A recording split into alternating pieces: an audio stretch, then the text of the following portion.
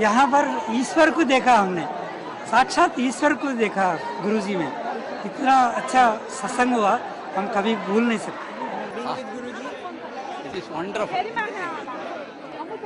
இதுக்கு சொல்றதுக்கு வார்த்தைகளே இல்லை. And everywhere people have been enthralled by his presence, by Guruji's talks, and this will definitely create a spiritual revolution, I am sure. This is the beginning of a very great spiritual revolution that is going to take mankind by storm. You know, this place is where many saints have lived and sang the glory of Lord Shiva. They have meditated, found their soul, found their enlightenment here. And so there is a lot of Tamil literature, songs which have been sung in this place.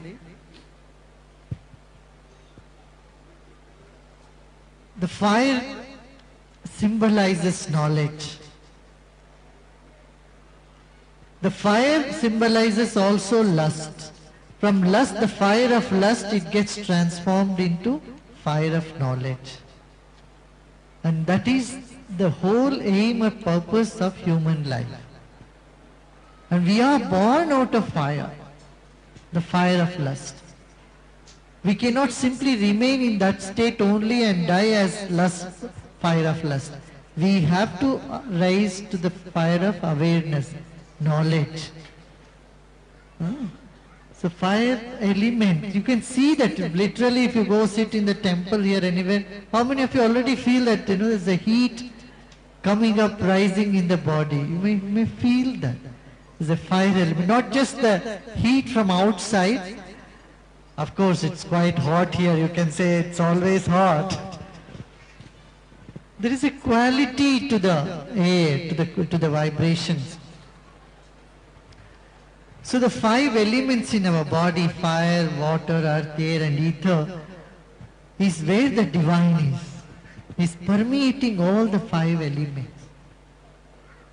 And those 5 elements are within us. And so they say, Anbe Shivam, means love is Shiva and Shiva is love. They are not two. Only the fools say that love and Shiva are separate. Say the intelligent knows love is Shiva, Shiva is love.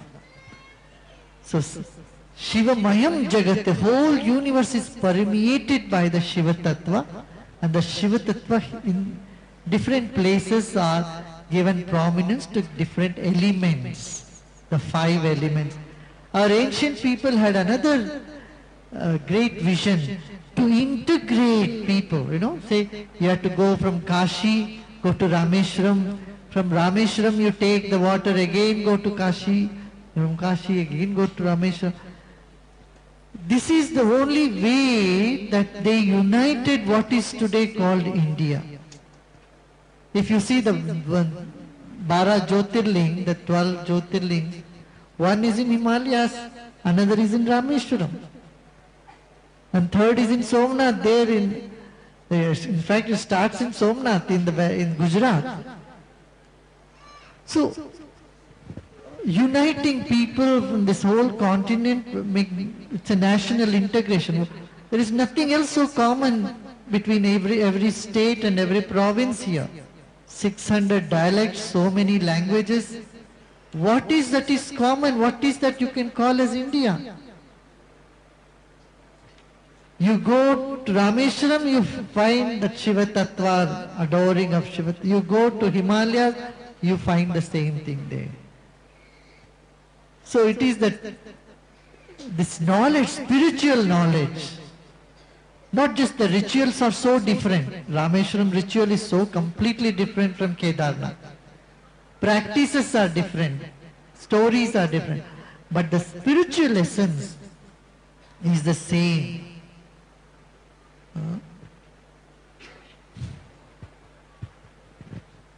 So that unites people across the globe. across the country, their minds and hearts. And that is spirituality, seeing the one in many and the many in one. Every place has got its special vibrations, its special